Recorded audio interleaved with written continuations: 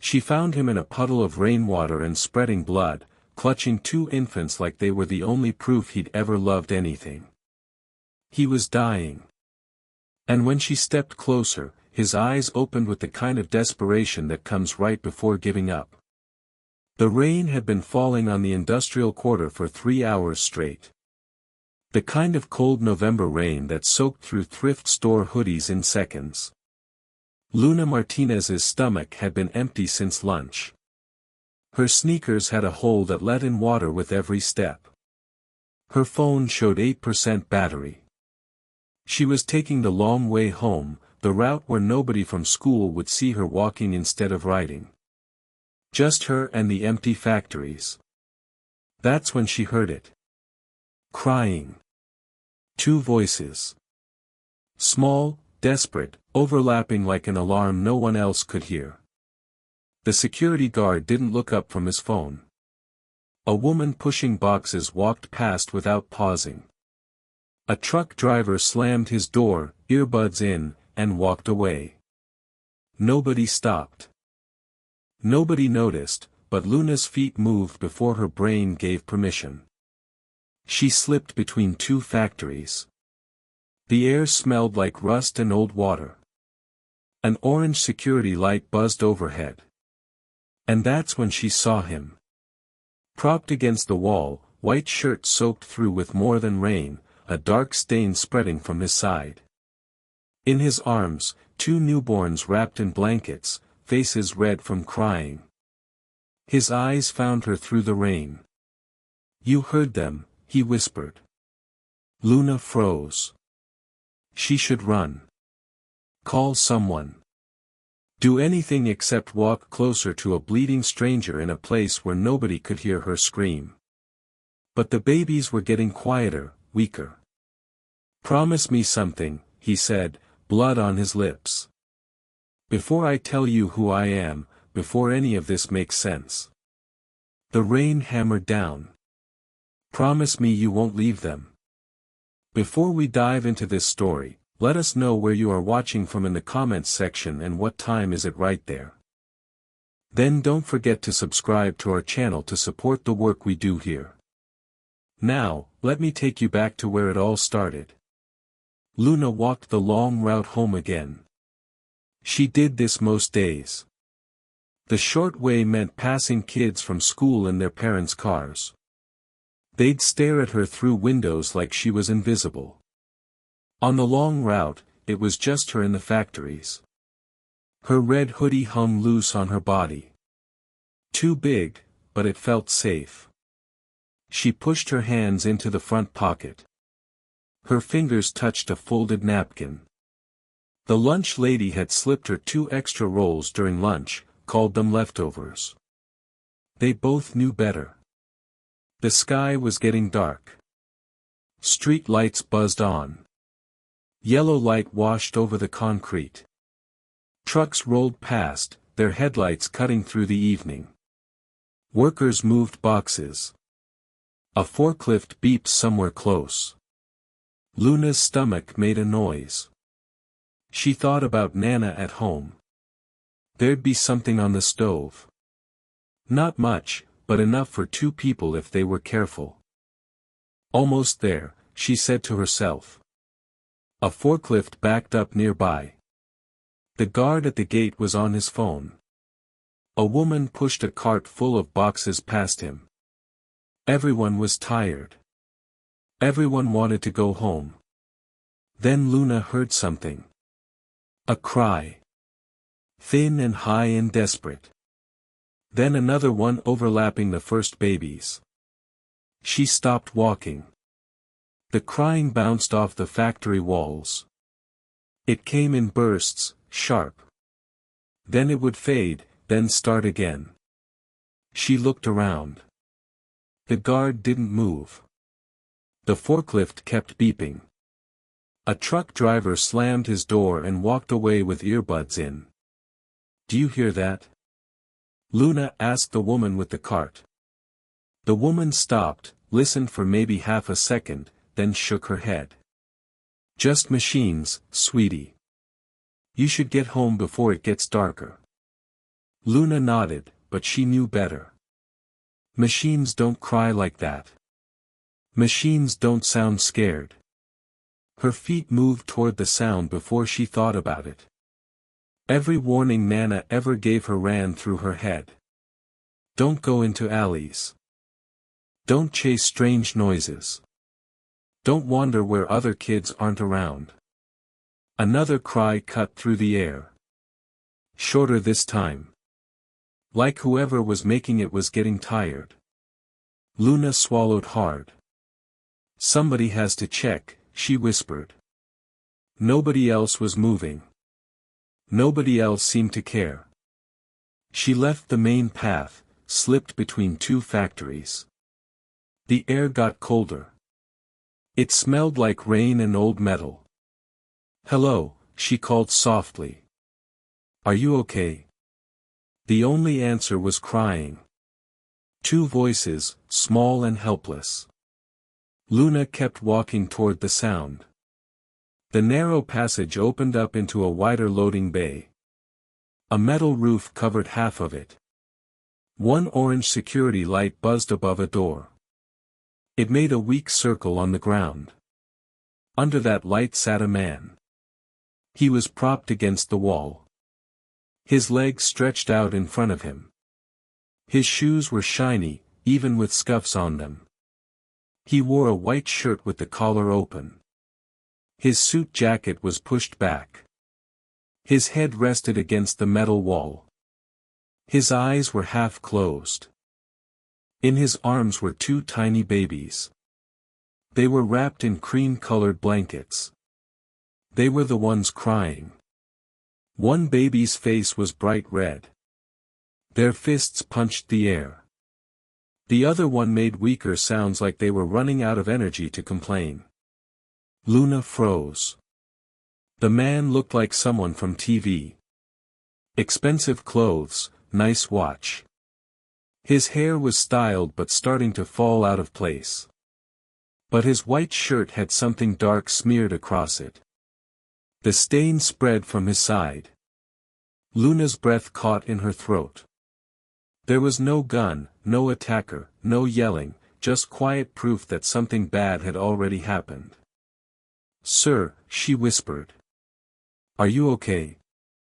His eyes flickered. He focused on her for the first time. You heard them, he said. His voice was rough. Luna took a small step closer. Her hand stayed in her hoodie pocket. The man blinked. He was trying to see her clearly. The orange light made his skin look pale. His lips had a gray color around the edges. Sweat covered his forehead.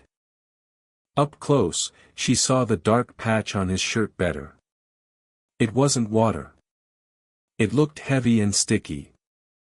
Someone had tied fabric tight around his side, a makeshift bandage, but it was soaked through. You're hurt, Luna said. Her voice came out small. He let out something between a breath and a laugh. Very observant, he said. Then he winced. The movement pulled at his side. The babies cried harder. Then their voices got tired and faded to whimpers. How old are they? Luna asked. She needed to say something that wasn't, I'm scared. 3 weeks, he whispered. Too young to understand why adults make such bad choices. Luna moved closer. She was drawn to the twins. Their faces were scrunched up. Their lashes were wet. Their mouths formed tiny shapes. Can I hold one? She asked. He studied her. Really looked at her worn hoodie, at her scuffed shoes, at the way she met his eyes without looking away. I was hoping you'd say that, he said quietly. The man shifted one of the twins toward Luna, his hands shook, not from fear, from pure exhaustion. Support the head, he said softly. I've helped with my neighbor's baby, Luna replied. She sounded steadier than she felt. I know how to hold small people. The baby's warmth settled into her arms. It felt right, like something that had always belonged there. Tiny fingers grabbed her hoodie, testing if she was real. The crying eased into hiccups. "There," Luna whispered. "You just needed someone your own size." The man watched. Something in his face relaxed. "They said you'd be good with them," he said quietly. Luna frowned. "Who's they?" He glanced up at a small camera under the overhang. "People who notice more than they're noticed," he said. His eyes came back to her. "People who told me there's a girl in a red hoodie who always stops when someone drops their groceries." Heat rushed to Luna's face. "Those were heavy bags," she muttered. "And nobody was helping." "Exactly," he said. The twins, still in his arms, whimpered. He shifted his weight. Even the smallest movement hurt him. "You need an ambulance," Luna said quickly. "Or police or somebody." He shook his head weakly. "Only one number will do any good right now." He reached into his jacket. His hand shook more than Luna liked. A wallet slid out, sleek and thin. From it, he pulled a single card. It looked heavy and expensive. "Here. Take this," he said. Luna fumbled a little. She had to balance the baby and the card at the same time. The edges were silver. The surface was smooth. Under the security light, she could just make out the name printed on top. Her breath stopped. She'd seen that name before. On giant screens downtown, on donation plaques at school, on the small TV in the clinic waiting room, a tech billionaire, the one teachers talked about when they mentioned innovation and changing the world. "You're that guy," she blurted. From the commercials, he managed a small smile. "That's one way to put it." Both babies cried at the same time, like tiny alarms going off. "On the back," he said. His voice was barely above a whisper. "There's a number. Not public. Call it. Tell them where we are. Tell them you're with me and the twins." "Why not?" Luna asked. His eyes went dark. "Because not everyone in uniform works for your best interest, and not everyone in my world wants us found in time." Luna's fingers tightened on the card. "Please," he added. His voice was so quiet now. "Promise me you won't leave them." Luna looked at the twins, one in her arms, one clinging to his shirt. "I promise," she said. Luna shifted the baby in her arms and dug into her hoodie pocket for her phone. The screen was cracked. The battery icon showed almost empty. "Please don't die right now," she whispered to it. He tried to laugh and winced instead. "Talking to phones now," he said quietly. "You really are a child of this century." She turned the card over. The number on the back wasn't like other numbers. No logo, no label, just digits.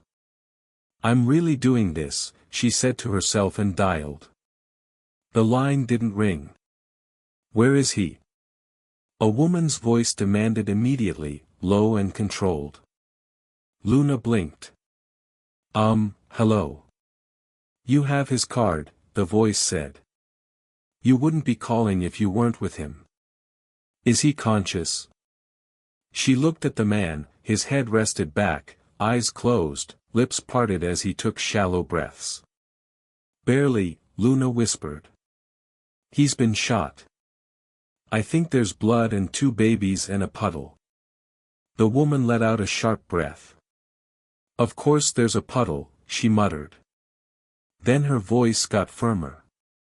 "Listen to me. You're at the east loading bays, correct? Do you see a sign that says D12? Luna looked around. A faded stencil on the wall read D11. Close, she said. Good.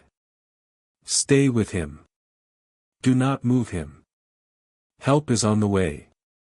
Keep the twins calm if you can. How do you know my Luna started? Then she froze. Your name. The woman finished. Luna, right? Luna's grip on the phone tightened. How do you know that? She whispered. The woman's voice softened just a little because he never stopped saying it. The babies settled down bit by bit. The rhythm of Luna's sway calmed them.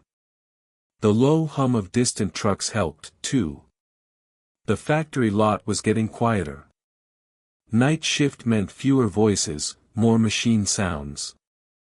The man's breathing stayed shallow but steady. Up close, Luna could see tiny lines at the corners of his eyes, the kind that came from smiling too much and worrying even more. You shouldn't talk, she said quietly. It looks like it hurts. He opened his eyes anyway. Sometimes talking's worth the pain, he said. Why didn't you call that number yourself? She asked before it got this bad. He looked at the twins. I didn't want them to hear me sound scared. Luna blinked. Babies don't know words. They know energy, he replied. And I've spent a long time pretending to be fearless around cameras. Turns out it's harder when the audience drools on your tie. A tiny smile pulled at Luna's mouth. He watched her carefully. You came, he said quietly. Out of everyone within earshot, you came. Someone had to, she said like it was obvious. They're just babies and you're leaking. He huffed a weak laugh. I read a report about you, he admitted. Said, you always pick up litter that isn't yours and help people carry things and fix chairs that wobble even when no one watches. Luna's cheeks burned. Who writes reports about kids? People who regret not being around when they were smaller. Luna shifted her weight. She was careful not to jostle the baby.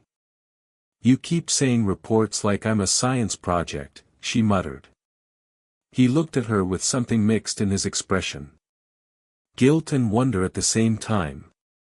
You kind of are, he said. My biggest unfinished one. Her chest tightened.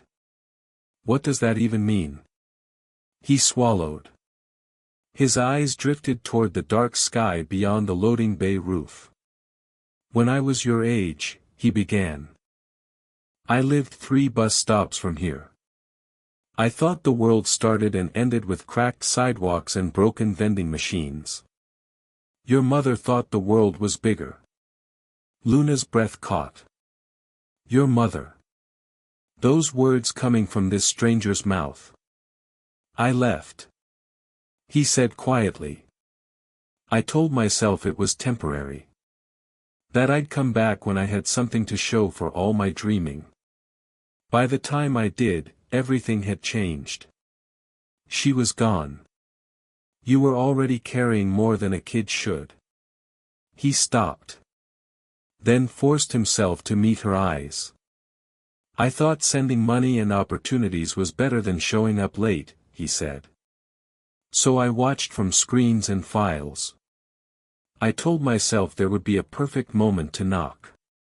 And this is it, she asked, her voice barely came out. Bleeding in a puddle? He actually smiled. I didn't say it was a good plan.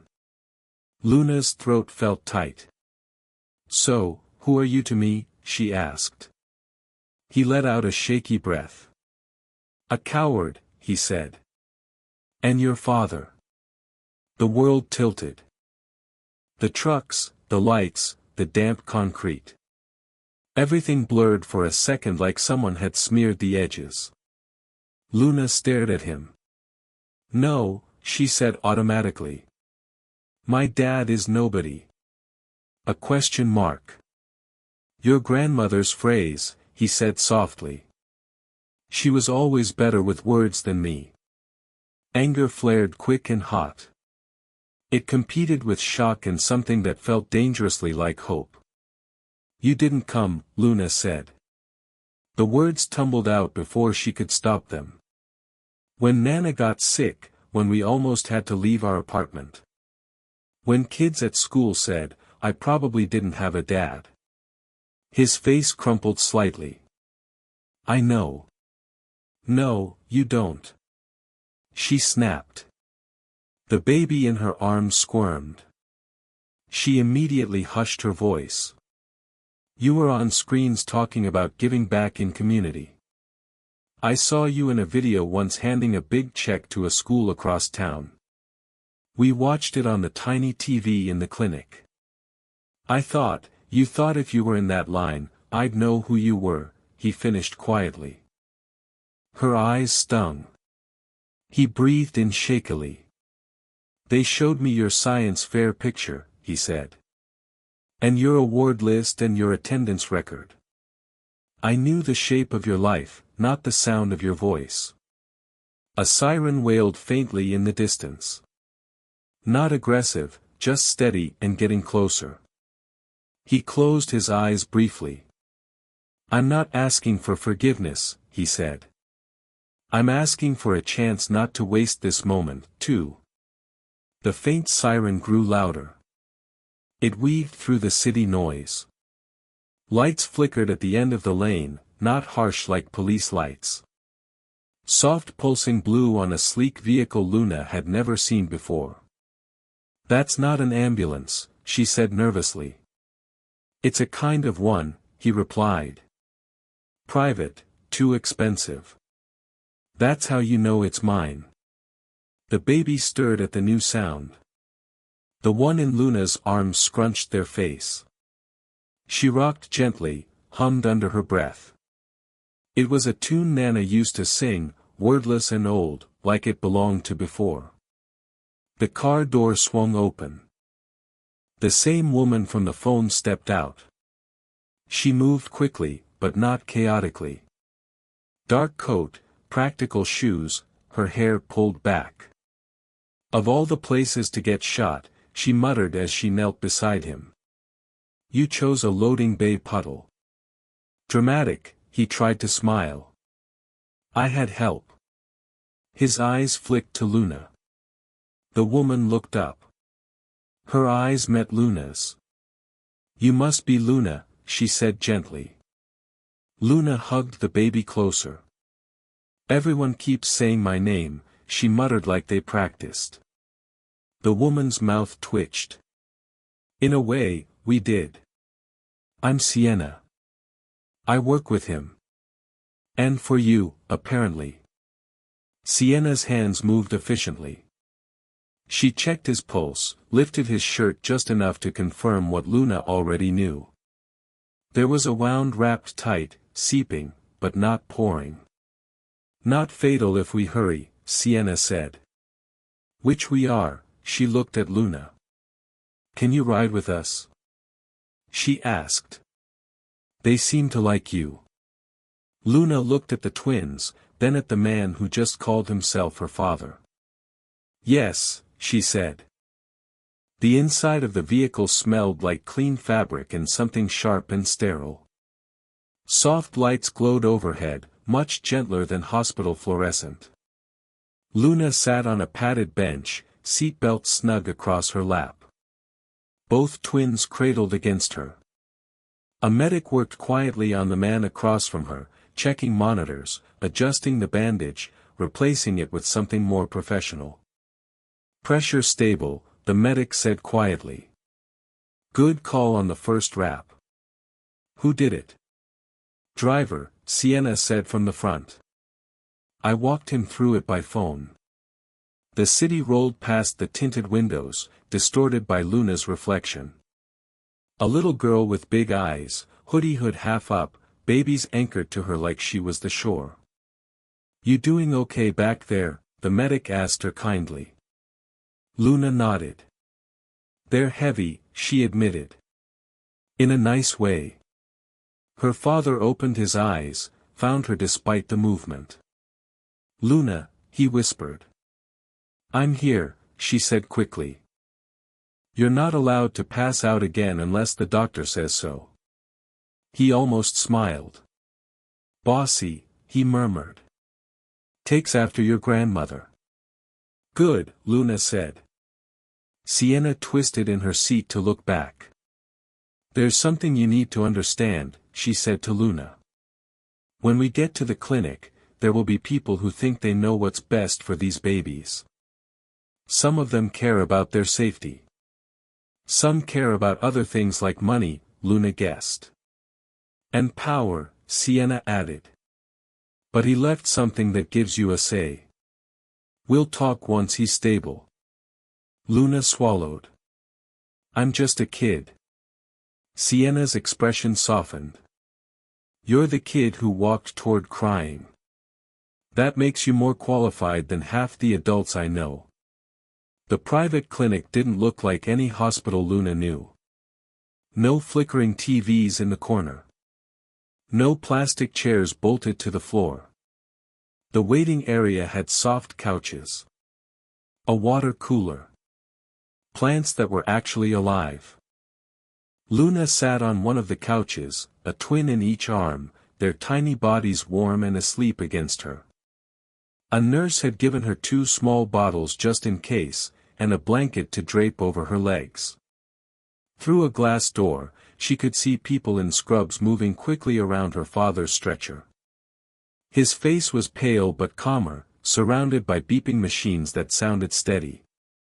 Not frantic, Sienna sat beside Luna, a tablet balanced on her knees. How did they even know I was there? Luna asked quietly. You and him. Before I called, Sienna tapped the tablet. A grainy still image appeared. A familiar red hoodie walking past a security camera earlier that week. We watch more than is fair, she admitted. He asked me years ago to keep an eye on someone.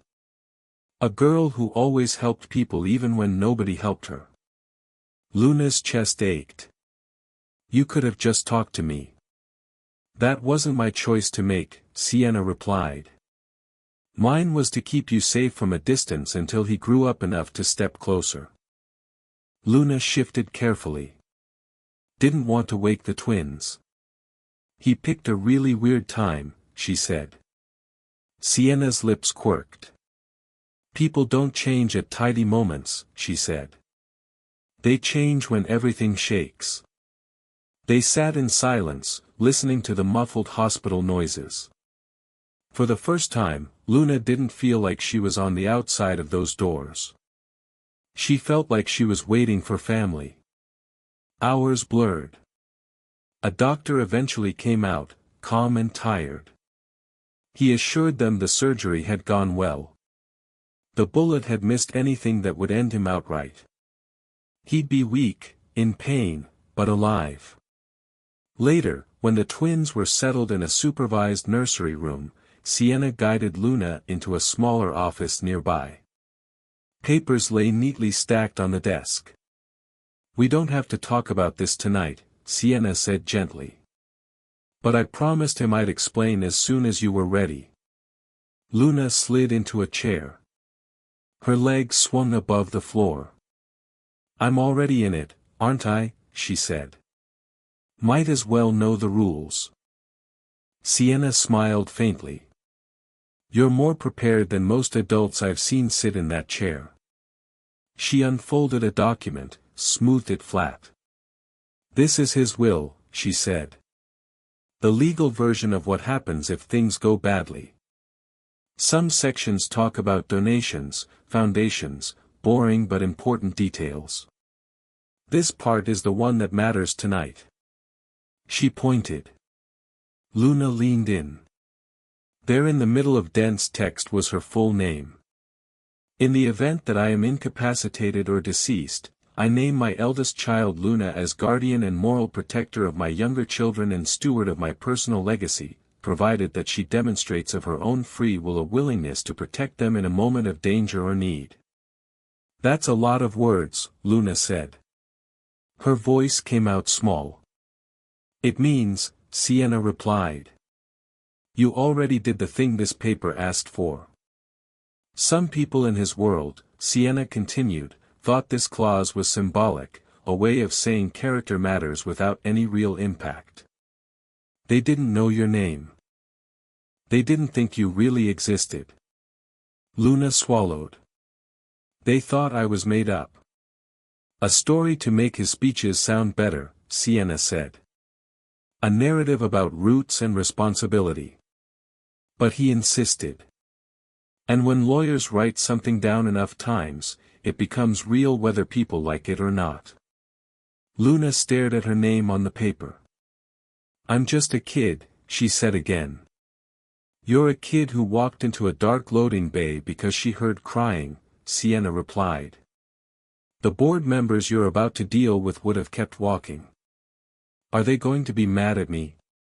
Luna asked. Some will, Sienna said honestly. Because your existence means they can't control everything they thought they could. But some will be relieved someone like you is in the picture. Luna's fingers traced the curve of her name. I don't want to take anything away from anyone, she whispered. You're not, Sienna said. You're being asked to protect 2 babies and help decide what kind of person your father gets remembered as. That last part made Luna's chest feel tight. And if I say no, she asked. Then the board makes all the decisions, Sienna replied. Legally, they'll push for that. Morally, he wanted you to have a choice. Luna thought of the twins' fingers curling into her hoodie, the way their cries had quieted in her arms. I'll say yes, she said softly. But they don't get to treat me like a decoration. Sienna smiled. Good, she said. I was hoping you'd say that. The next day, Luna found herself in a conference room that felt like another planet. Floor-to-ceiling windows showed the city spread out below. Tiny cars like toys. The table was long and glossy. Adults in suits sat around it, laptops open, faces composed. At one end of the table was an empty chair. That's yours, Sienna whispered. Luna hesitated, then climbed up. Her red hoodie was a bright interruption in the room's muted colors. A man with carefully styled hair cleared his throat. We're grateful for the update on his condition, he said. Of course, we're all deeply concerned, but we also have a corporation to run and shareholders to answer to. The children's care should be handled by professionals. Their care is being handled by professionals, Sienna said smoothly. Medical, legal, emotional. That's why Luna is here. Several heads turned toward her. Some expressions were curious. Others were thinly disguised annoyance. She's a minor, one woman said. Surely this is inappropriate pressure. Luna's fingers twisted in her hoodie pocket. She touched the edge of the card she still carried. Her heart pounded, but she remembered what Sienna had told her. Tell the truth. That's all. I'm here because I heard them, Luna said. Her voice was soft but clear. The twins.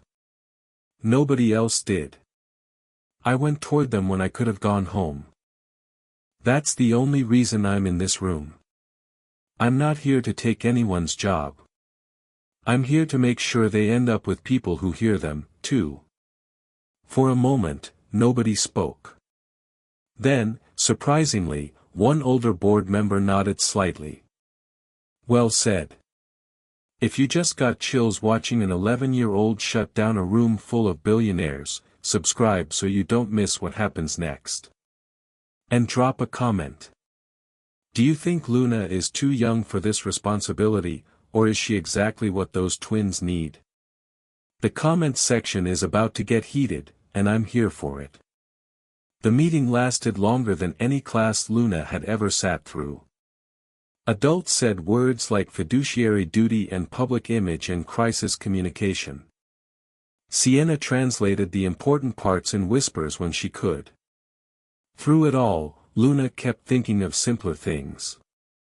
The way the twin had grabbed her hoodie string, the way Nana's hands trembled when she was tired. The way her father had whispered her name like it was something precious instead of something he'd avoided for years. At one point, a younger man looked directly at Luna. "With respect, you're 10. Don't you think these decisions are beyond you?" Her cheeks flamed. She wanted to disappear under the table. Instead, she pictured the babies' faces. "Sometimes the person close to the ground sees things first," she said, "like when a baby is about to roll off the couch." A few people chuckled, not unkindly. "And this isn't just about money," she added. "It's about what they'll read when they search his name someday. I don't want their first results to be people arguing over who got richer." That landed. Even the ones who didn't like her presence understood search results. When the meeting finally ended, Sienna squeezed her shoulder. "You did well," she said. "I was shaking the whole time," Luna admitted. "That just means you were carrying something heavy," Sienna replied.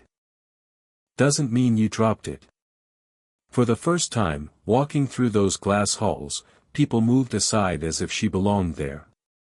Not like an accident that had wandered in. Being seen was strange, but it didn't feel bad. Days blurred into a new rhythm. School in the mornings, clinic visits in the afternoons, evenings at home with Nana and the twins when they were brought over for home time. One afternoon, Luna sat by her father's hospital bed, the room softly lit. Machines humming quietly. His color was better now, though he still moved like each breath reminded him to be careful. "You know," he said, "my board is very confused by you." Luna peeled an orange on a napkin. "Good," she said. "Confused people say less mean stuff out loud." He laughed, then winced, pressed a hand gingerly to his side. "Don't make me laugh too hard." "Sorry," she said, not sounding sorry at all. He watched her for a moment.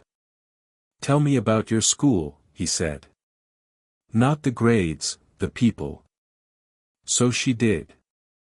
About the girl who always drew on her hands instead of paper. The boy who pretended not to care but cried when his project broke. The teacher who stayed late to tutor anyone who asked, even when her eyes were tired. "And you?" he asked softly. "Where do you fit in that puzzle?" Luna thought. "I'm the person who notices when somebody's sitting alone," she said finally. "And when the hallway smells like a leak before it floods, and when the principal is more stressed than she admits." "That sounds like leadership," he murmured. "That sounds like watching," she countered. "Same thing if you use it right." Luna looked at the bandage under his gown and thought maybe he was finally using his watching right, too. The twins came to visit the clinic more often as he improved. One late afternoon, sunlight slanted through the blinds. The small room felt almost cozy. Nana sat in the corner knitting something in bright yarn. Sienna scrolled through a document, but her eyes kept flicking to the door. Luna sat on the bed, careful not to jostle his injured side. A twin perched on each knee. They were babbling nonsense syllables, experimenting with sound like it was a new toy. "Duh," one chirped, patting his leg. "Guilty," he said, raising his hand. "Baba," the other added, grabbing Luna's sleeve. "Close," she grinned. "But that's a sheep." They kept going. "Gaga. Nana. Mama." Then one of them looked up at Luna with startling focus as if recognizing her not just as a warm lap but as a person with a name. "Luna." The twin tried. Their tongue tripped. Luna froze. "Come on." Nana whispered. "You can do it." "Sugar." "Lou." The baby managed.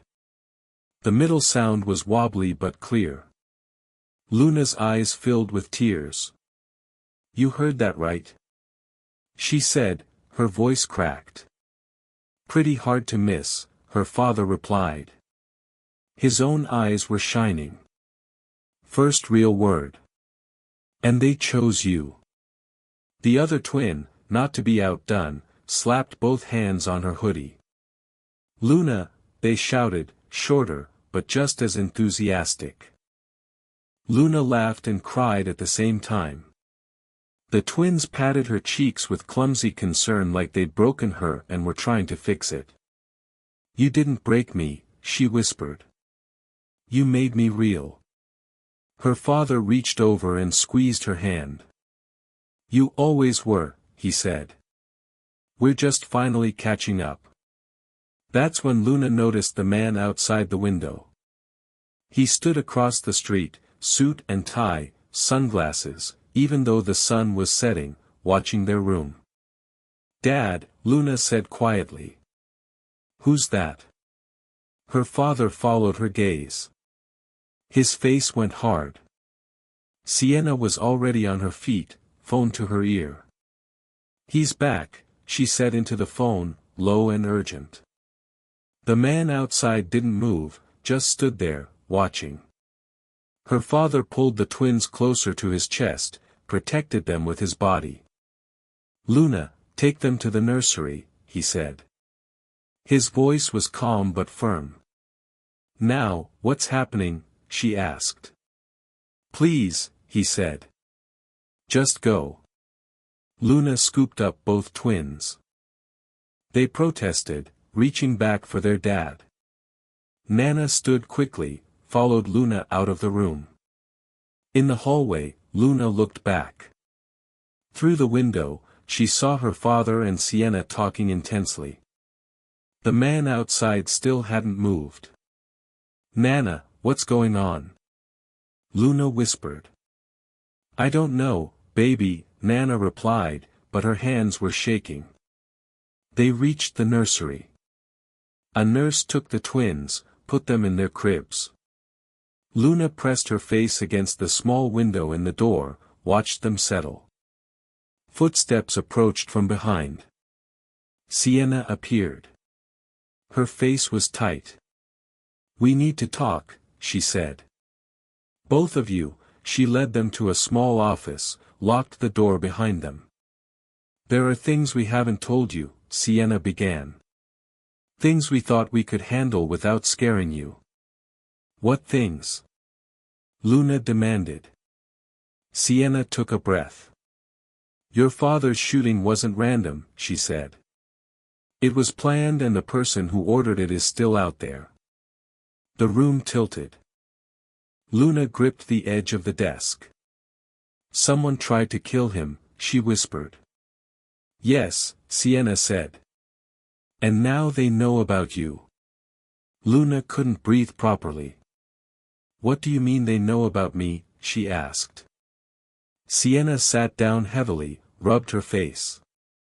The moment you appeared at that press conference, you became visible, she said. To everyone, including the people who want your father gone. Nana put a protective hand on Luna's shoulder. Who are these people? Nana demanded. Board members, business rivals, people who stand to gain billions if he dies and the twins disappear, Sienna explained. Your father built an empire. Empires have enemies. Luna thought about the man outside the sunglasses. The way he just stood there watching. Is he in danger right now? She asked. Security is handling it, Sienna replied. But we need to be smarter going forward, all of us. The door opened. Her father walked in. Moving slowly but steady. His face was grim. The man outside is gone, he said. But he got what he came for. Which is? Sienna asked. Confirmation that Luna and the twins are here regularly, he replied. That were predictable. He looked at Luna. Really? Looked at her. I'm sorry, he said. I thought I could protect you by keeping you close, but I made you a target instead. Who wants to hurt us? Luna asked. Her voice came out smaller than she wanted. Her father pulled up a chair, sat across from her. His name is Vincent Harper, he said. He's been on my board for 10 years, second largest shareholder. When I got shot, he pushed hard to have the twins declared wards of the state. Said I was unfit, said they needed professional care. But you recovered, Luna said.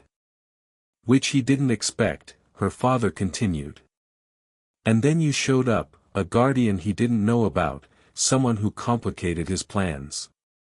Sienna pulled up a photo on her tablet, showed it to Luna, a man in his 50s. Silver hair, expensive suit, smile that didn't reach his eyes. This is Vincent Harper, Sienna said. He's smart, careful. Everything he does looks legal on paper, but it's not. Luna guessed. No, her father confirmed. It's not. Luna studied the photo, memorized the face. What does he want? She asked. Control of my company, her father said. If I die and the twins are gone, my shares get distributed among the board. He'd become majority owner overnight. So, he tried to kill you, Luna said flatly. We can't prove it, Sienna said quickly. But yes, we believe so. The room went quiet. Luna thought about the loading bay, the puddle, the way her father had been holding those babies like his life depended on it. Because it did. What happens now? Nana asked. Now we're careful, her father said.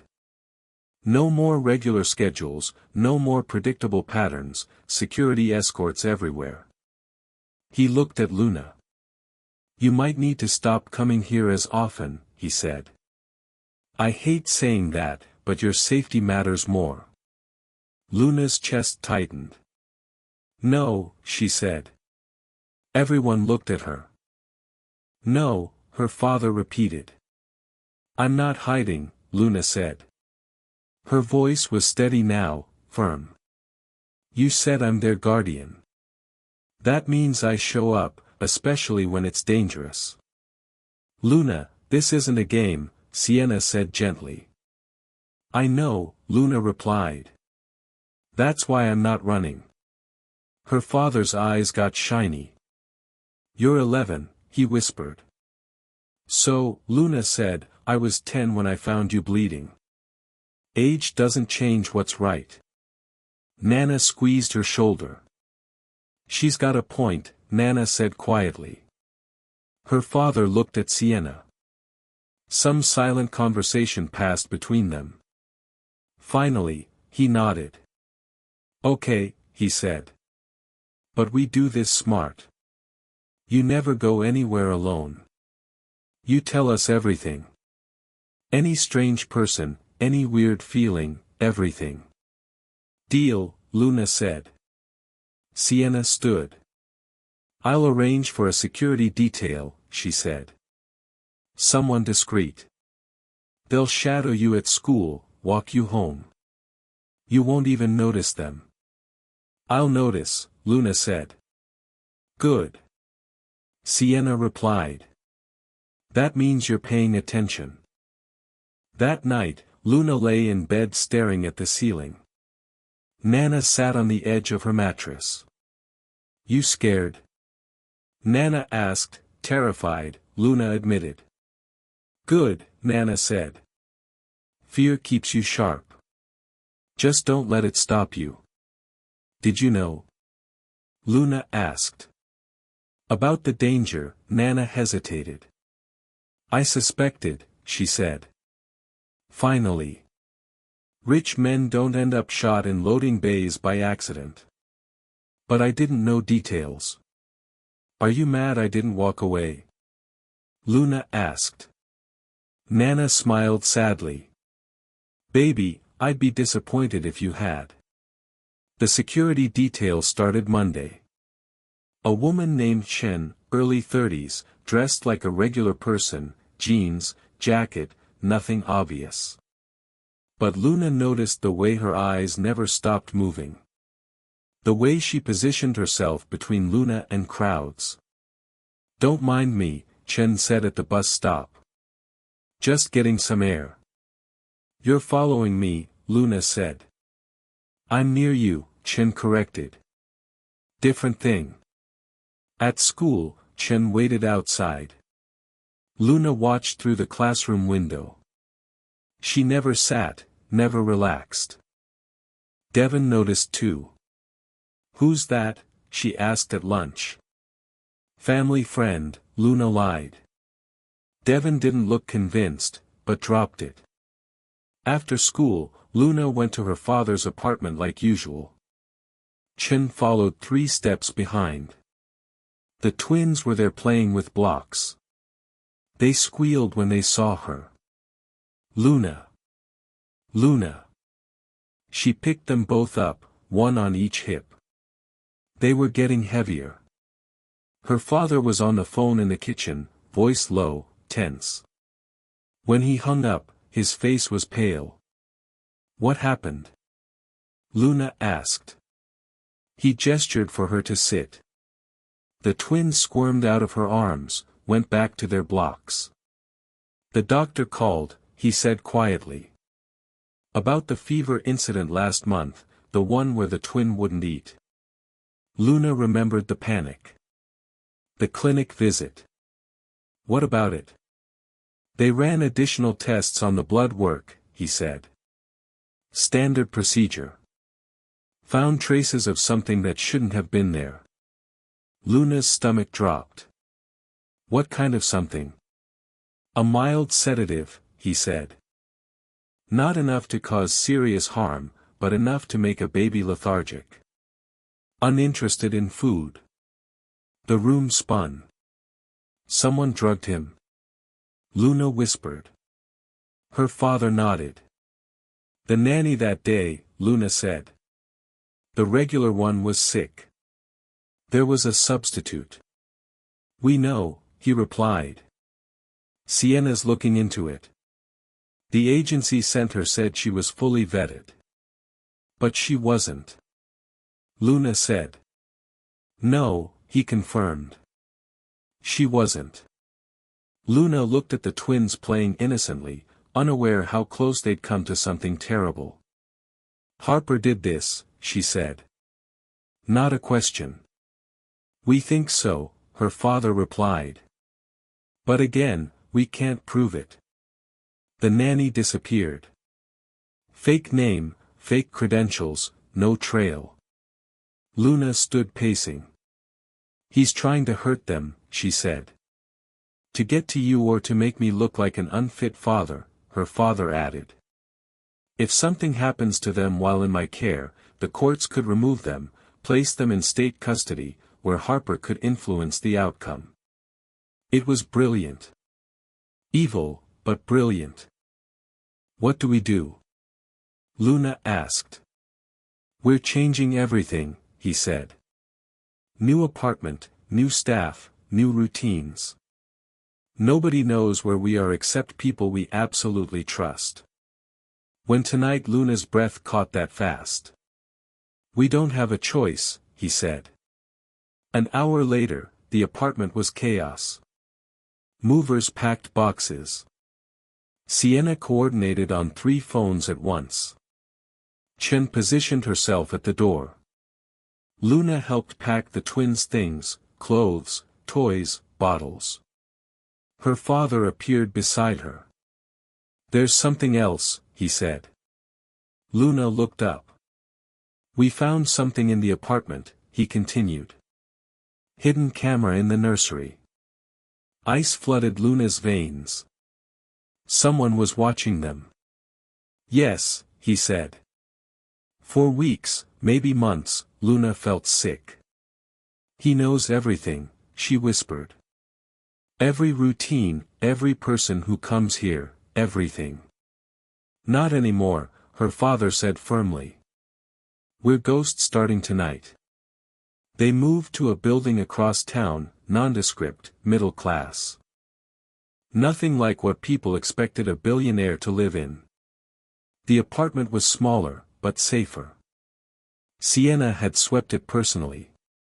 No cameras, no bugs, no surprises. That night, Luna sat on the floor with the twins. They were cranky, confused by the new space. I know, she told them softly. Everything's different. But you're safe. I promise. One twin crawled into her lap, stuck his thumb in his mouth. Luna, he mumbled around his thumb. I'm here, she said. Her father sat down beside them. I need to tell you something, he said. About the night I got shot. Luna looked at him. I was meeting someone, he began. A private investigator. I'd hired him to look into Harper to find proof of what he was doing. And Luna asked. And the investigator is dead, her father said quietly.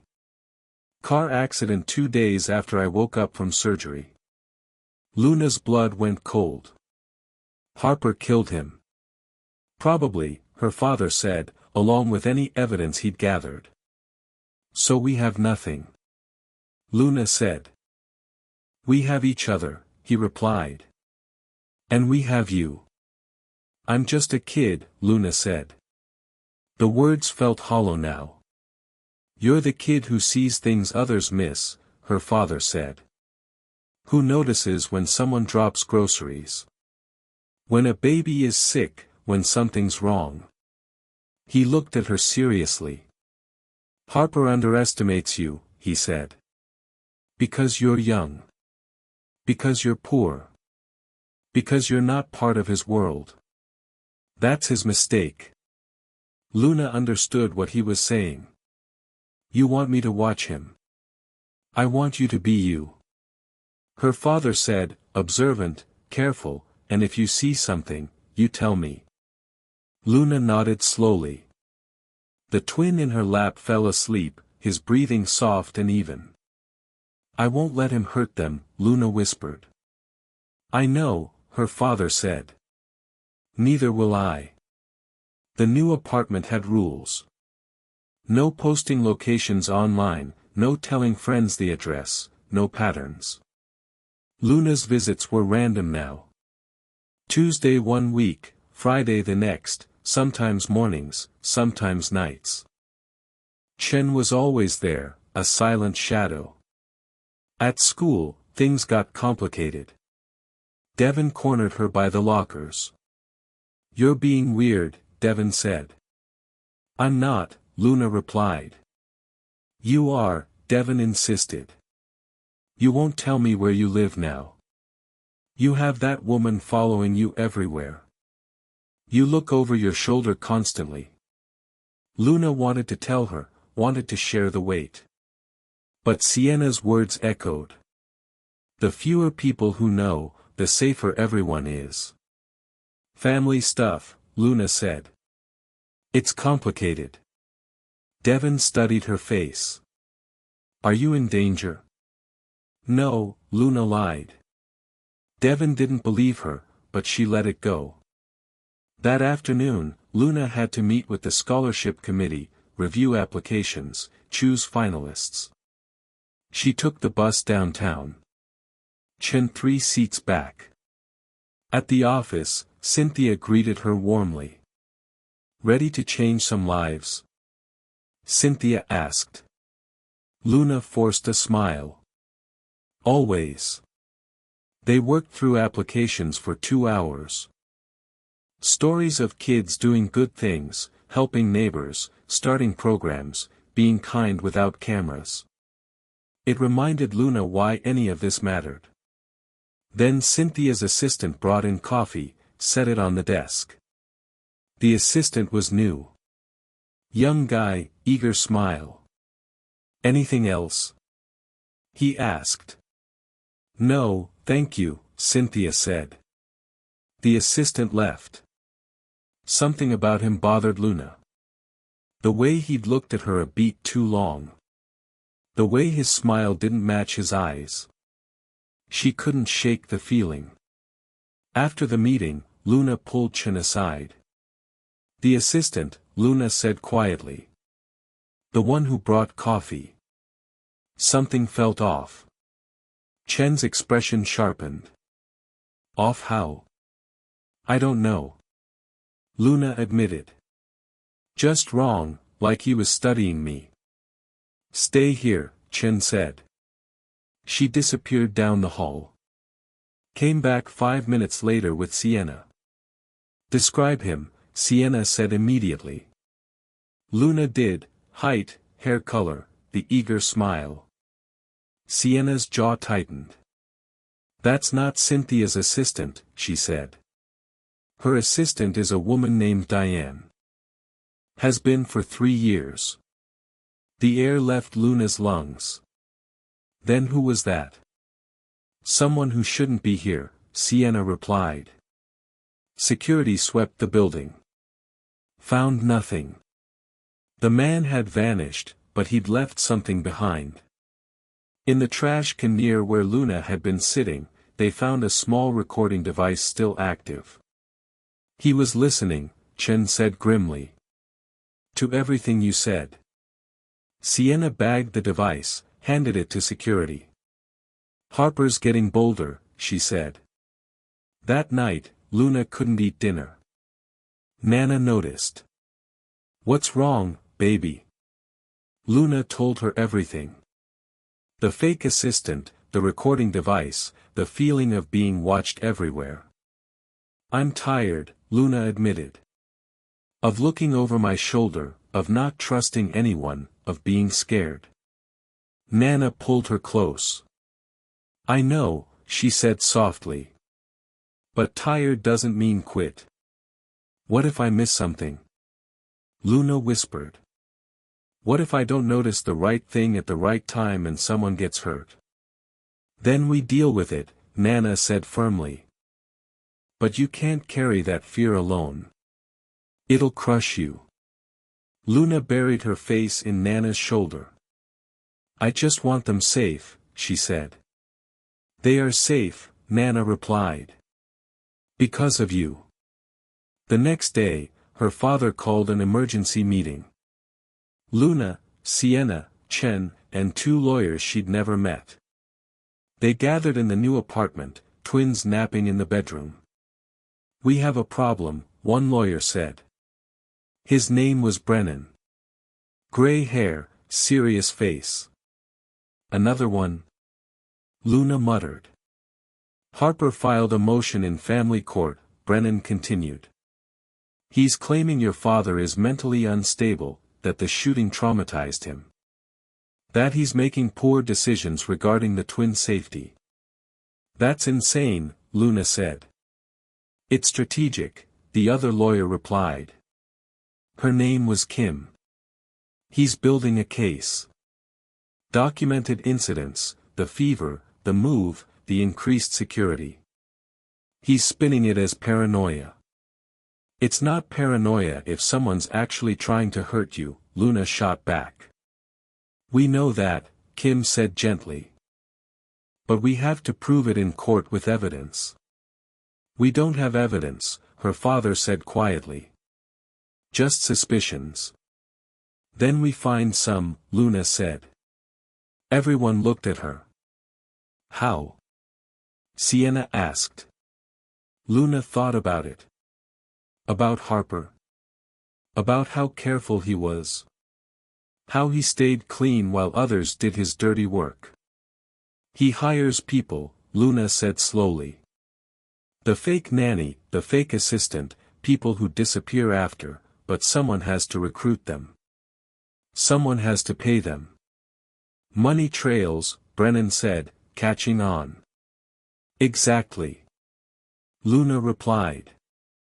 "Harper's too smart to pay them himself, but someone in his circle isn't." Sienna leaned forward. "You're thinking like an investigator," she said. "I'm thinking like someone who grew up watching people," Luna replied. Rich people think poor people are invisible. They talk around us, do things in front of us because they don't think we matter. Understanding dawned on her father's face. You want to use that? He said, I want to be what I've always been, Luna said. Someone people don't notice until it's too late. The plan was risky. Luna would go back to her regular routine, visible, predictable, exactly what Harper wanted, but this time she'd be watching. Your bait, Chen said bluntly during the briefing. I'm aware, Luna replied. Her father hated it. There has to be another way, he said for the 10th time. There isn't, Sienna said. Harper's getting desperate. Desperate people make mistakes, but only if they think they're winning. Luna understood the logic. If Harper thought she was exposed and vulnerable, he'd make a move. And when he did, they'd be ready. The first week, nothing happened. Luna went to school, visited the twins on Tuesdays and Thursdays, worked on scholarship applications. Chen followed, but from further back now, less obvious. At school, kids stopped asking about the woman who followed her. Life normalized. Then Friday came. After school, Luna was walking to the bus stop when a car pulled up beside her. The back window rolled down. A woman leaned out, well-dressed, kind face. Luna, she asked. Luna stopped. Chen was half a block back. Yes, my name is Vanessa, the woman said. I'm the twins' aunt. We spoke on the phone months ago. Luna's heart jumped. Vanessa, the relative who'd visited, who'd played with the twins, who'd seemed genuinely kind. What are you doing here? Luna asked carefully. I need to talk to you, Vanessa said. About your father, about the twins. It's urgent. So call him, Luna replied. I can't, Vanessa said. Her voice dropped. He won't listen. But you will, please. 5 minutes, that's all I'm asking. Luna glanced back. Chen was walking faster now. Had noticed the car. Not here, Luna said. There's a coffee shop 2 blocks away, Vanessa said. Meet me there, please. The car drove off before Chen reached them. Who was that? Chen demanded. The twins' aunt, Luna said. Vanessa. Chen's expression darkened. We need to call Sienna. They did. 20 minutes later, they were all in the coffee shop. Luna, Chen, Sienna, and Vanessa. Vanessa sat across from them, hands wrapped around a coffee cup. She looked nervous. Thank you for meeting me, she began. What do you want? Sienna asked, not unkindly, but firm. Vanessa took a breath. I need to tell you the truth, she said. About why Michael and I showed up when we did. Luna's stomach tightened. We were approached, Vanessa continued, 6 months ago, by a man named Vincent Harper. He said he was a friend of the family, that he was concerned about the twins' welfare. The table went silent.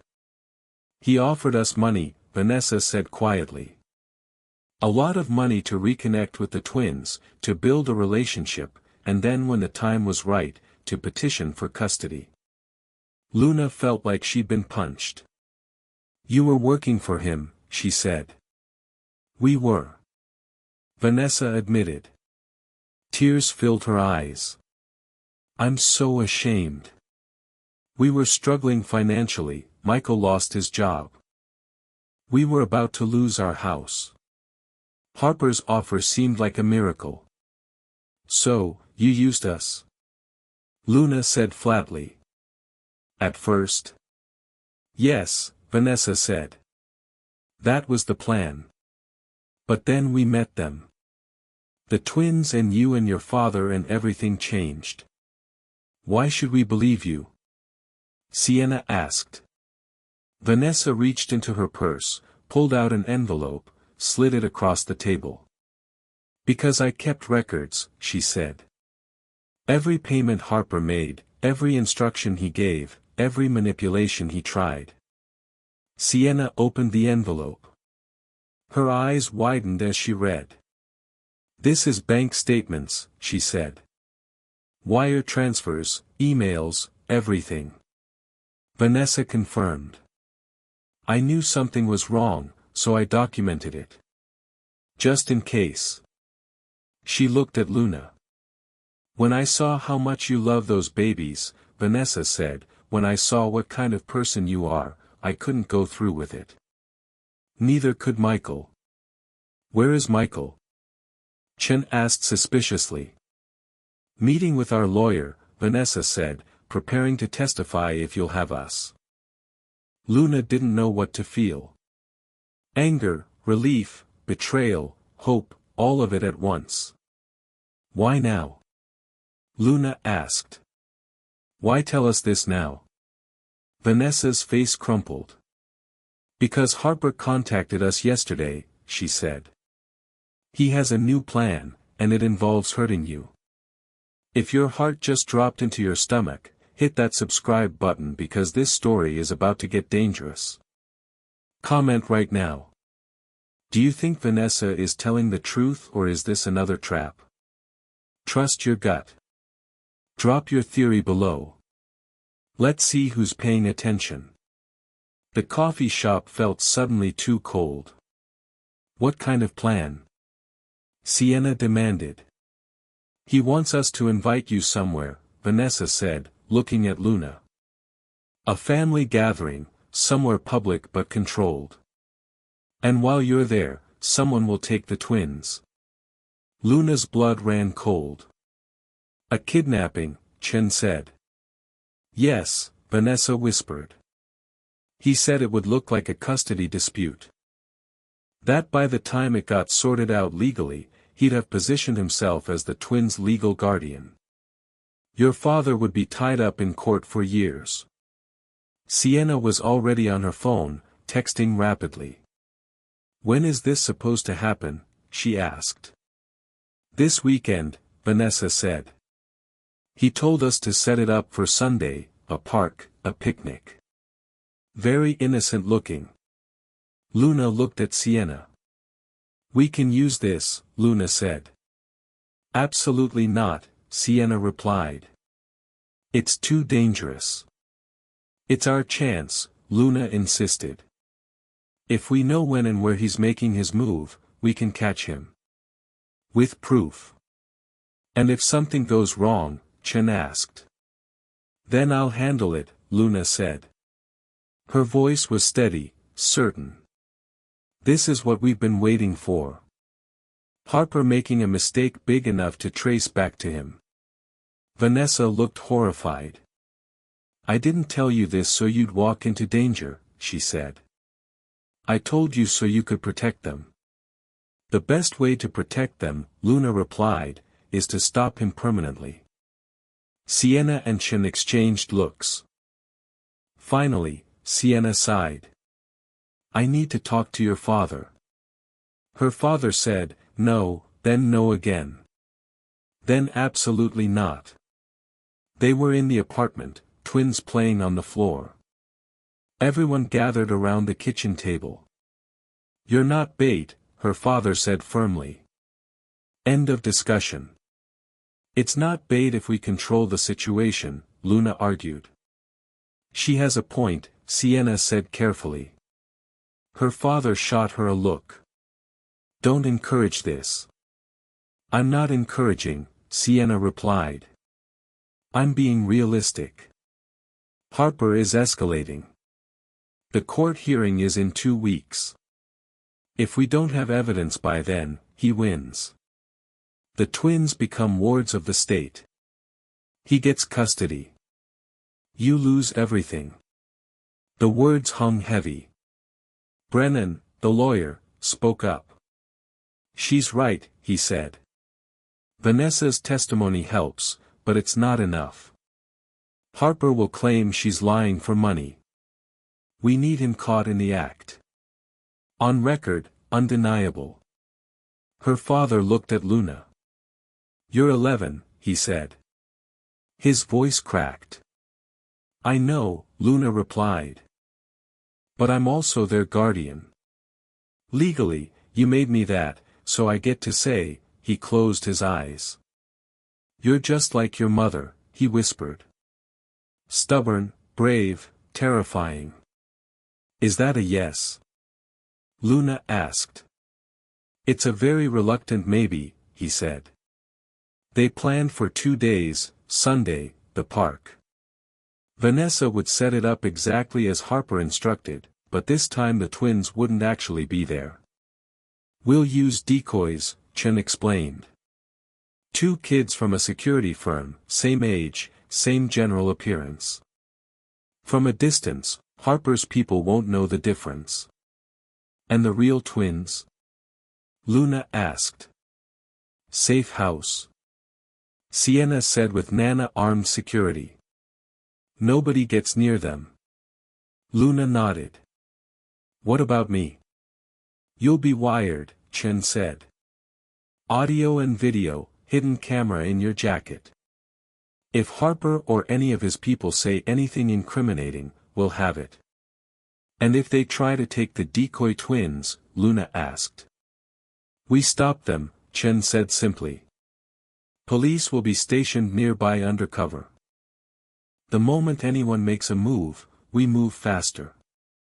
It sounded solid, but Luna's gut churned anyway. Saturday night, Luna couldn't sleep. She lay in bed, staring at the ceiling. Tomorrow, she'd walk into a trap. Knowingly, willingly. Her door opened quietly. Her father slipped in, sat on the edge of her bed. "Can't sleep either?" he asked. "No," she admitted. They sat in silence for a moment. "I could still stop this," he said. "Call it off. Find another way." "There is no other way," Luna replied. "You know that." He nodded slowly. "When I found out you existed," he said quietly. "When Sienna showed me photos and reports, I thought I'd missed everything. Your whole childhood. All the moments that mattered." "You did," Luna said. "Not cruel, just honest." "I know," he said. "But then you walked into that loading bay. And you gave me a second chance. Not just at being your father, at being someone worth being." He looked at her. "Tomorrow, you're going to be braver than I've ever been," he said. "And I need you to know that no matter what happens, I'm proud of you. Your mother would be, too." Luna's eyes burned. "Tell me about her," she said. "The real stuff, not the polished version." So, he did. About how she laughed too loud in libraries. About how she always fed stray cats even when they couldn't afford to. About how she believed people were good until they proved otherwise. "You have her heart," he said. "And her ridiculous courage." "Is that why you left?" Luna asked. "Because she was too good for you." He flinched. "Yes," he admitted. "I thought I needed to become someone impressive before I deserved her. By the time I realized I was already enough, she was gone." "Don't make that mistake with me," Luna said. "I won't," he promised. "Not again." Sunday morning came too fast. Chen fitted Luna with the wire, tiny camera clipped to her jacket zipper, microphone in her collar. "Don't touch them," Chen instructed. "Don't adjust anything, just act natural." "Natural," Luna repeated. "Right." The decoy twins arrived with their handlers, 2 adorable kids who looked remarkably similar to the real twins. They even had matching outfits. Vanessa and Michael were already at the park setting up blankets, food, making it look like a genuine family gathering. Chen would be nearby dressed as a jogger. Sienna as a woman reading on a bench. 6 undercover officers scattered throughout the park. "You ready?" her father asked. Luna took a breath. "Ready." The park was busy. Families everywhere, dogs running, kids on swings. Perfect cover for something terrible. Vanessa spotted Luna and waved. Smiled. Played her part perfectly. Luna walked over. The decoy twins toddled around on the blanket. Handlers stayed close but tried to look like regular nannies. "Thank you for coming," Vanessa said loudly for whoever was listening. "Of course," Luna replied. They made small talk, ate sandwiches, watched the decoy twins play. 30 minutes passed, then an hour. Luna started to think maybe Harper had changed his mind. Then a man approached, mid-40s, casual clothes, friendly smile. "Excuse me," he said. "Are those your kids?" Vanessa tensed. "My nephews." "Why?" "Just admiring," the man said. "They're adorable." He knelt down near the decoy twins, pulled out his phone. "Mind if I take a picture?" he asked. Red flags screamed in Luna's head. "Actually, yes," Luna said firmly. "We do mind," the man's smile faltered. "Just a quick photo," he said. "No," Luna repeated. The man stood, his friendly demeanor dropped. "Vincent sends his regards," he said quietly. Then everything happened at once. 2 more men appeared from different directions, moving fast toward the blanket. Chen was already running, Sienna on her feet. The first man lunged for one of the decoy twins. Luna threw herself between them. "Get back," she shouted. The handler grabbed the decoy, pulled him away. The man's hand closed on Luna's arm instead, grip like iron. "Wrong move, kid," he hissed. Chen hit him like a truck. They went down hard. The man's grip released. The other 2 men saw Chen and bolted. Undercover officers gave chase. Vanessa screamed. Genuine terror, not acting anymore. Within seconds, the park erupted, officers closing in from every direction. Families scattering, kids crying. The first man was on the ground. Chen's knee in his back, handcuffs clicking. "You're under arrest," an officer said, appearing beside them. Luna stood there, heart hammering, arm throbbing where the man had grabbed her. Sienna reached her. "You okay?" "I'm okay," Luna managed. The man on the ground laughed. "Bitter, ugly. You think this proves anything?" He said. "I'm a lone wolf. Nobody hired me. Just a random creep." "Except you mentioned Vincent," Luna said. Her voice shook but held by name. "And we got it on tape." His face went white. Chen pulled him to his feet. Cops led him away.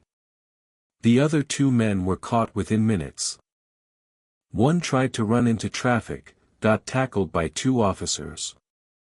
Sienna's phone rang. She answered. Listened, her face transformed. "We got him," she said. "What?" Luna asked. "Harper," Sienna said. "He was watching from across the park in a car. When his guys got arrested, he tried to drive away. Police stopped him." Luna couldn't breathe. "They have him." "They have him," Sienna confirmed. Vanessa burst into tears. Michael wrapped his arms around her. "It's over," Michael whispered. "It's actually over." But it wasn't. Not yet. At the police station, Luna gave her statement, told them everything. The wire captured it all. Video, audio, the man saying Vincent's name, the attempted grab. Harper's lawyer showed up within an hour. Expensive suit, expensive attitude. My client had nothing to do with this, he declared. He was simply in the area. Pure coincidence. Coincidence? Brennan said coldly. That he was parked with a clear view of the exact spot where his hired men attempted to kidnap children he's been trying to gain custody of. Alleged hired men, the lawyer corrected. You have no proof of employment. Actually, Sienna said, entering the room. We do, she dropped a folder on the table. Bank records, she said. All three men received wire transfers from a shell company. That shell company is owned by another company which is owned by Vincent Harper. Harper's lawyer grabbed the folder, flipped through. His face went gray. Vanessa provided us with the account numbers. Sienna continued, we traced everything. Months of payments to the fake nanny, the fake assistant, and these three men. She looked at Harper through the observation window. You got sloppy, she said. Desperate people always do. The lawyer closed the folder. I need to consult with my client. They arrested Vincent Harper at 8 p.m. Charged with conspiracy to commit kidnapping, attempted kidnapping, child endangerment, fraud. The bail hearing was set for Monday. Luna watched the news coverage from her father's apartment. Harper being led away in handcuffs, his face furious, humiliated. Her father sat beside her, twins asleep in their cribs. You did this, he said quietly. We did this. Luna corrected. No, he said you. You noticed the fake assistant. You suggested following the money. You stood between them in danger today. This is because of you. Luna didn't feel victorious. She felt tired. Is it really over? She asked. The immediate threat is, her father said. But there's still the trial. He'll fight. He has resources. But we have proof now. Luna said. Yes, he agreed. We have proof. Nana came over that night, brought Luna's favorite cookies, held her for a long time. You scared me today, Nana said. I scared me, too, Luna admitted. But you did it anyway, Nana said. That's what brave is, being terrified and doing it anyway. At school Monday, everyone knew. The attempted kidnapping was all over the news. Luna's name was mentioned, her photo shown, kids stared, whispered. Devin found her at lunch.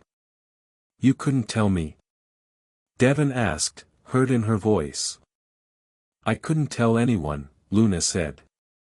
It was too dangerous. I could have helped, Devin said. You did help, Luna replied. By being normal, by being my friend when everything else was insane. That mattered more than you know. Devin's expression softened. So, it's really over. I think so, Luna said. Ethan joined them. You're kind of a legend now, he said. Taking on a billionaire. I didn't take him on, Luna said. I just paid attention and got lucky. That's not luck, Ethan said. That's you. The court hearing happened Wednesday.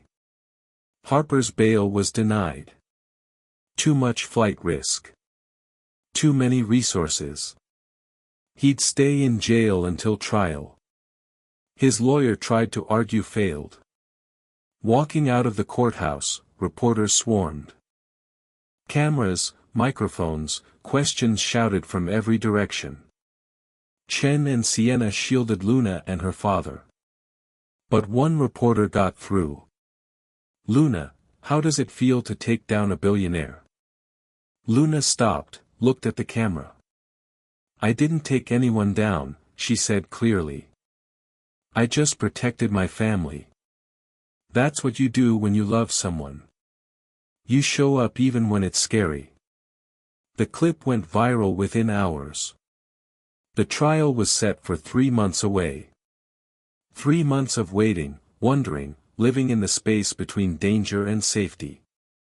Harper sat in jail, but his lawyers worked overtime, filing motions, challenging evidence, trying to poke holes in the case. "They're good," Brennan admitted during a meeting. "Very good. They'll argue entrapment, claim we set him up." "We did set him up," Luna said. "We created an opportunity." Brennan corrected. "There's a difference. He chose to take it. That's on him." Life tried to return to normal. Luna went to school, saw the twins regularly, worked on scholarship applications, but something had shifted. Kids at school treated her differently now. Not badly, just different, like she was fragile or dangerous or both. Teachers gave her more space, more grace, more concerned looks. "I'm fine," she told Ms. Park after class one day. "Are you though?" Ms. Park asked gently. Luna thought about it. "I don't know," she admitted. "I thought I'd feel better after, like everything would go back to how it was." "But it can't," Ms. Park said. "Because you're not who you were before." That hit hard. "Who am I now?" Luna asked. "Someone who's seen too much too young," Ms. Park replied.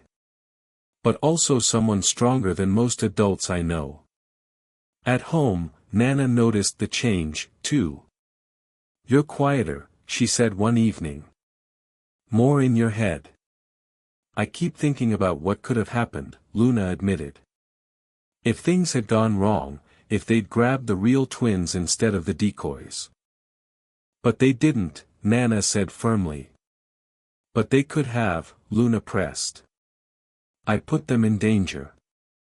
"What if—" "Stop." Nana interrupted. "You can drown in what-ifs. You made the best choice you could with what you knew. That's all anyone can do. It doesn't feel like enough." Luna whispered.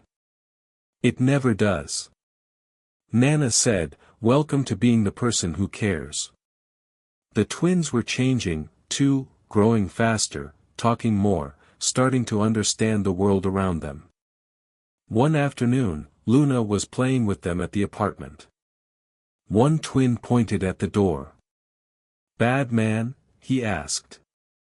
Luna's chest tightened. "No bad man," she said gently. "He's gone. You're safe." "Luna keeps safe," the twin said with certainty. "Yes," Luna said. "Luna keeps you safe." But saying it and believing it were different things. That night, Luna had her first nightmare. She was back in the park. But this time, Chen didn't reach her in time. The man grabbed the real twins, started running. Luna chased, but her legs wouldn't work. She screamed, but no sound came out. She woke up gasping. Her father was there. He'd fallen asleep in the chair by her bed, watching over her. "Bad dream?" he asked groggy. "Yeah," she managed. He moved to sit on the edge of her bed. "Want to talk about it?" "Not really," Luna said. They sat in silence. "I have them, too," he admitted. "The nightmares about the loading bay, about bleeding out before anyone found me, about the twins being taken. Do they get better?" Luna asked. "Eventually," he said. "But you have to let yourself feel them first. Can't skip over the hard part." I hate the hard part, Luna said. Everyone does, he replied. That's why it's hard. 2 weeks before the trial, Vanessa asked to meet. They met at a different coffee shop. Neutral ground. Vanessa looked tired. Older somehow. I wanted to apologize, she said. Properly for everything. You already did, Luna said. Not really, Vanessa replied. I said sorry, but I didn't explain why we almost went through with it. She took a breath. We were desperate, she said. Losing our home, drowning in debt. When Harper offered us money, it felt like a lifeline. We convinced ourselves it wasn't really wrong, that the twins would be fine, that we'd actually be helping by giving them a bigger family. She looked down at her hands. But the truth is, we were willing to hurt children to save ourselves. That's not desperation. That's cowardice. You changed your mind, Luna said. Too late, Vanessa replied. We should never have considered it at all. But you told us, Luna said. You gave us the evidence. You testified. That counts for something. Does it? Vanessa asked. To you. Luna thought about it. I don't trust you, she said honestly. Maybe I will someday, but not yet. Vanessa nodded, tears on her cheeks. That's fair, she said. More than fair. But the twins liked you, Luna continued. Before we knew, they were happy with you. And kids are good at knowing who's real. They are, Vanessa agreed. So maybe eventually, Luna said, when the trial is over, when things settle. Maybe we can try again, supervised, slow. Vanessa's face crumpled with relief. Thank you, she whispered. Don't thank me yet, Luna said. You have to earn it. Actually, earn it. I will, Vanessa said. I promise. The week before trial, Luna had to testify at a pre-trial hearing. Just her, the lawyers, the judge. Harper wasn't there, but his lawyer was. She asked Luna questions for 2 hours, trying to make her seem unreliable, too young to understand, coached by adults. Isn't it true you were told exactly what to say? The lawyer asked. No, Luna replied. But you were prepared, rehearsed. I was told what would happen, Luna said. Not what to say. There's a difference. You're very articulate for 11, the lawyer said. Thank you, Luna replied. The lawyer frowned. That wasn't a compliment. I know, Luna said. Some people in the gallery chuckled. The judge hid a smile. After 2 hours, the judge called a recess. Brennan pulled Luna aside. You did great, he said. She tried to make me look stupid. Luna said, she tried. Brennan agreed. She failed. That night, Luna's father took her out for ice cream. Just the two of them. No twins, no lawyers, no security hovering close. Chen was there, of course, but gave them space. You've been amazing through all this, her father said. I don't feel amazing, Luna replied. I feel tired.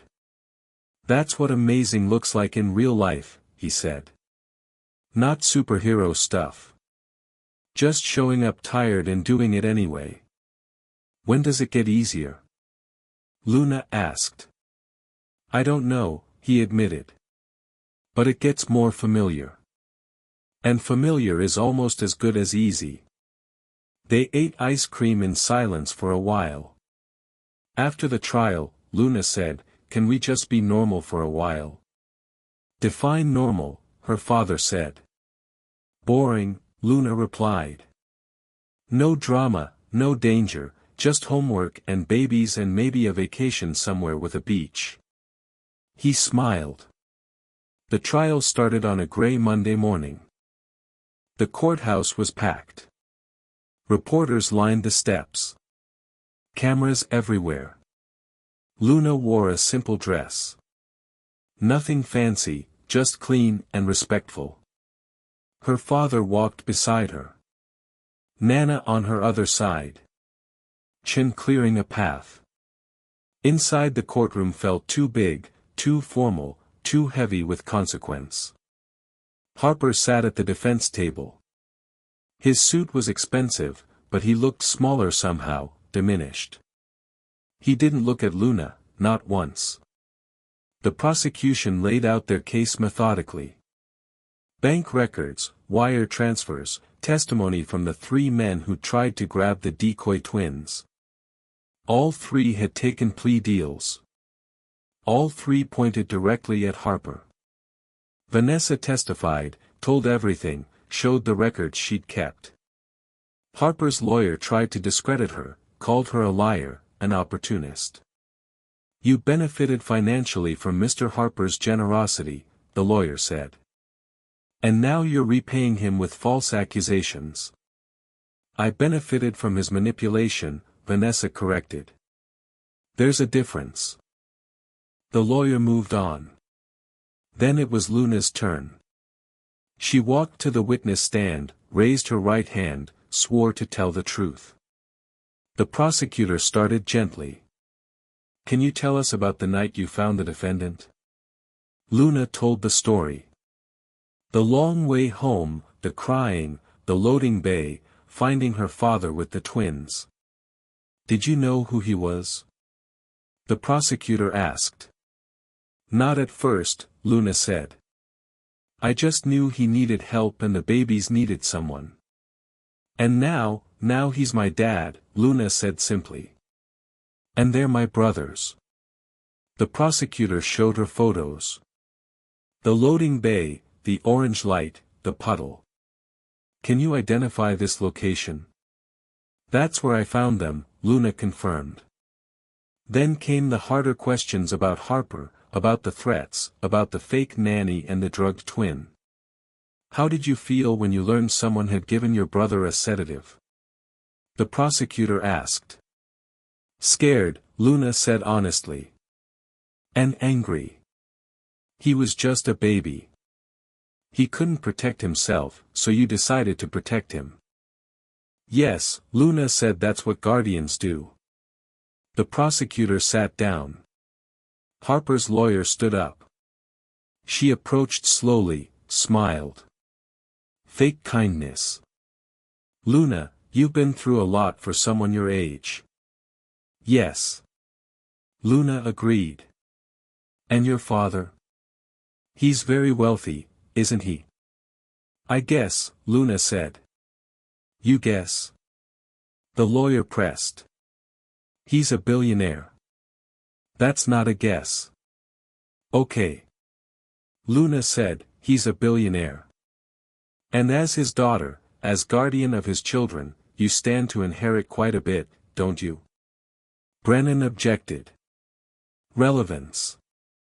I'm establishing motive, the lawyer said. Overruled, the judge said. But get to your point. The lawyer turned back to Luna. You have a financial interest in maintaining custody of these children. Correct. Luna understood what she was implying. That Luna had set Harper up for money. I have an interest in keeping them alive. Luna said, money doesn't matter if they're dead. But it does matter, the lawyer pushed. You went from poverty to privilege overnight. I went from hungry to fed, Luna corrected. From invisible to seen. But I would have walked toward that crying whether he was rich or homeless because that's what you do when someone needs help. The lawyer's smile tightened. You're very well spoken, almost rehearsed. I read a lot, Luna said, and I pay attention. That's not rehearsal. That's just who I am. Isn't it true that you were coached by the prosecution on exactly what to say? No, Luna said firmly. But you met with them multiple times before today. To prepare, Luna said, not to be coached. They told me the process, what to expect, but nobody told me what words to use.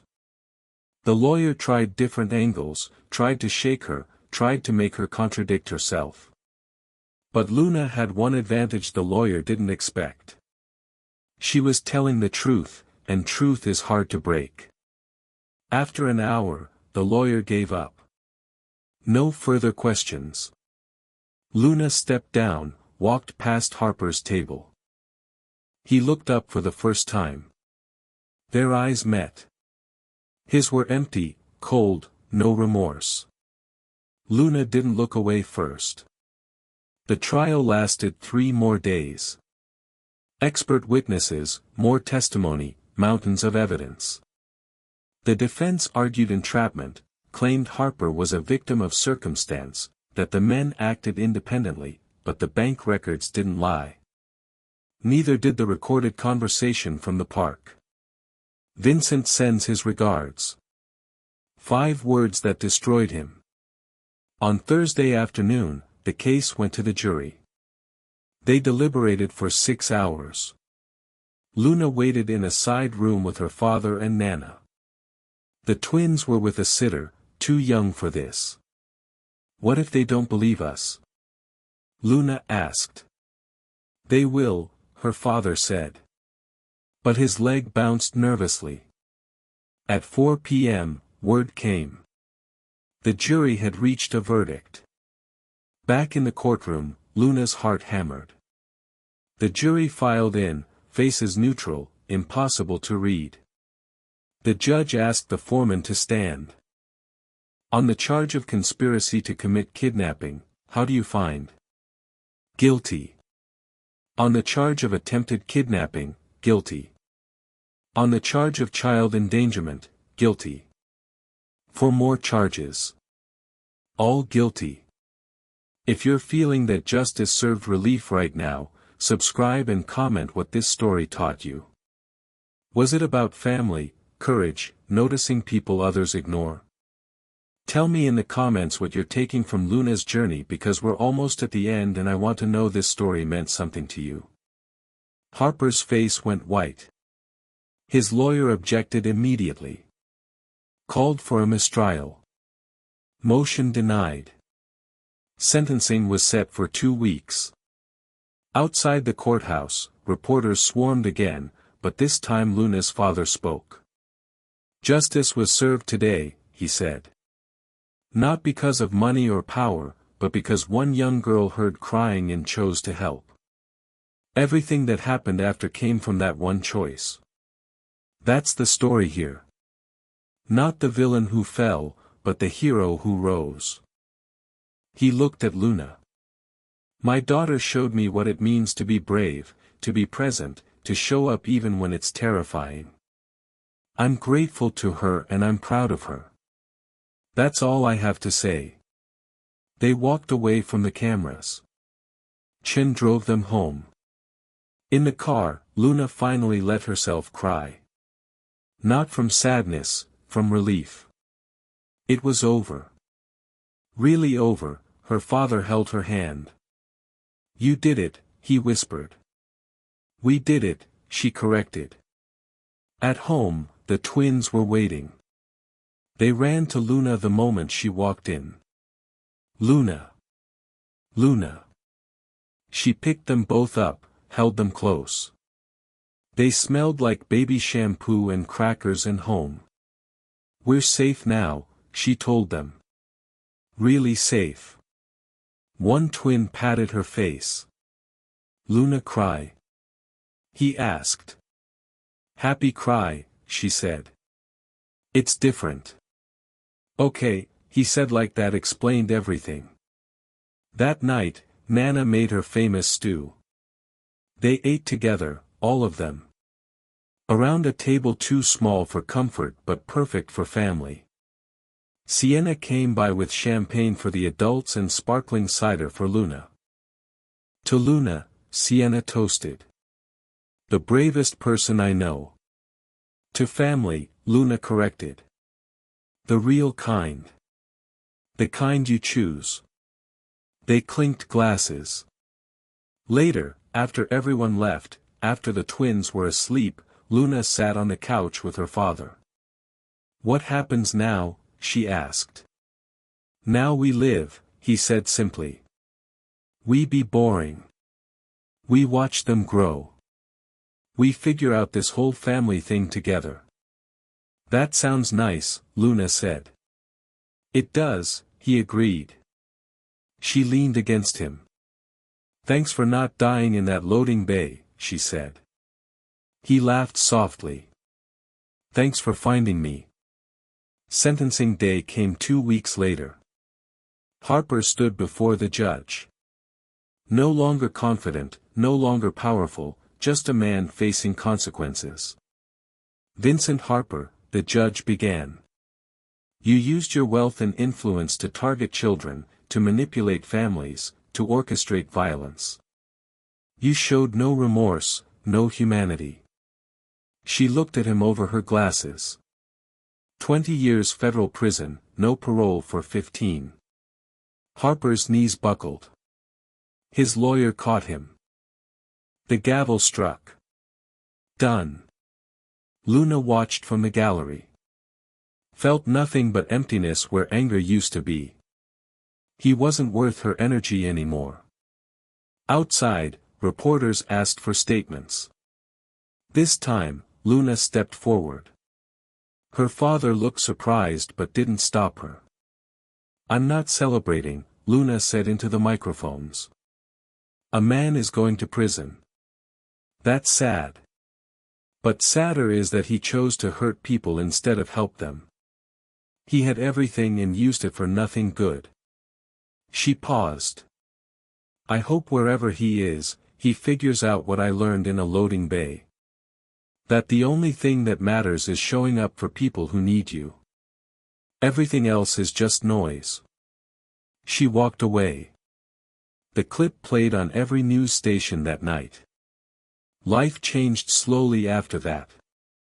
The twins got bigger, started preschool, made friends, had tantrums in grocery stores like normal kids. Luna turned 12, then 13. School got harder. Social dynamics shifted, but she had her group, Devon, Ethan, 4 others who'd found their way to her table. They called themselves the Lost. Nobody messed with the Lost. The scholarship program grew. 5 recipients the first year, 10 the second, 20 the third. Luna interviewed every single applicant, read every essay, chose kids who reminded her of herself, kids who saw people others missed. One girl had started a coat drive after seeing a classmate shiver every morning. One boy learned CPR and saved his grandfather's life. One kid organized neighborhood cleanups every Saturday for a year. Quiet heroes, the kind nobody noticed until someone